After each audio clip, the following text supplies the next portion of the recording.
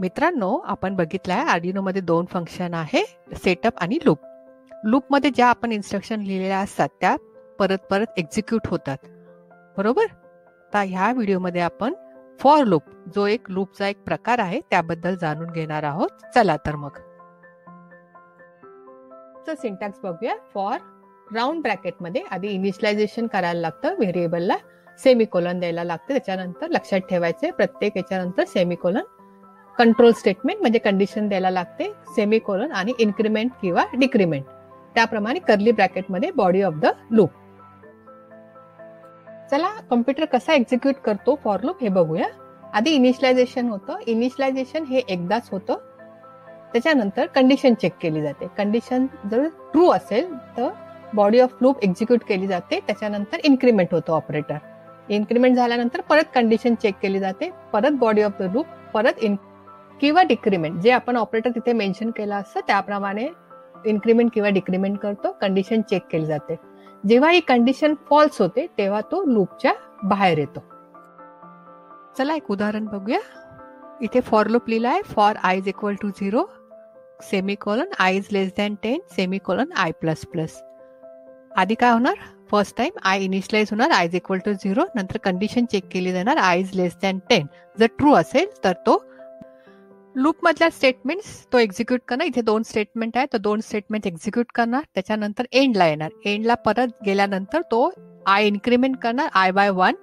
I is 1 झाल्यावर आता I is less than 10 तो परत चेक करणार, परत स्टेटमेंट एक्झिक्यूट करणार, परत येणार. इथे लक्षात ठेवायचं आहे, जेव्हा परत लूप एक्झिक्यूट होतो तेव्हा आय आपण इनिशियलाइज करत नाहीये, फक्त तो टेस्ट आणि इन्क्रीमेंट करतो. फॉर लूपचा यूज आपण आर्डिनो मध्ये एक एक्झाम्पल्सनी बघूया, ज्यामध्ये आपण एलईडी लावलेले आहेत, मल्टिपल एलईडीज लावलेले आहेत. सिक्वेन्सनी ते ऑन होणार आणि रिव्हर्स येणार.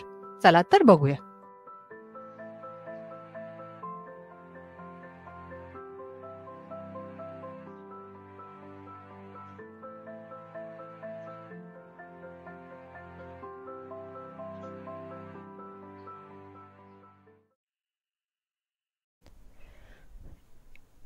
इथे आपण कनेक्शन केलेले आहेत, एलईडीज लावलेले आहेत रेजिस्टरनी, आणि इथे पिन नंबर्स आपण 8 to 13 मध्ये हे सगळे एलईडीज केलेले आहेत. आता बघूया हे एलईडीज आपण सिम्युलेशन बघूया कसे ऑन आणि ऑफ होतात. करेक्ट. आता आपण कोड बघूया. कोडमध्ये काय केलं आहे, आपण एलईडी व्हेरिएबल घेतला आहे आणि हे जे पिन नंबर 8 to 13 हे जे आपले एलईडीज आहेत त्याला आपण आउटपुट केलं आहे, म्हणून इथे पिन मोड आउटपुट घेतला आहे. इथे बघा आपण सगळे पिन मोड्स आउटपुट घेतले आहेत. आता हे आपल्याला काय करायचं आहे, पिन नंबर 8 to 13 जे आहेत ते जे एलईडीज आहेत आधी एक एक ऑन करत जायचं आहे आणि नंतर रिव्हर्स जायचं आहे. त्यामुळे आपल्याला इथे पहिला फॉर लूप आपण स्टार्ट करणार आहोत एलईडी 8, जो 8ला एलईडी लावला आहे तो. मग कंडिशन चेक करणार की 8 इज लेस दॅन 30 असेल तर मग डिजिटल राईट करायचं आहे, एलईडीला आधी ऑन करायचं आहे, मग थोडासा डिले द्यायचा आहे आणि मग त्याला परत ऑफ करायचं आहे. असं आपण परत करणार आहोत. एलईडी 8ला झालं की मग एलईडी 9, कारण एलईडी प्लस प्लस केला आहे ना, मग 9 होणार. 9ला पण ही प्रोसिजर रिपीट होणार.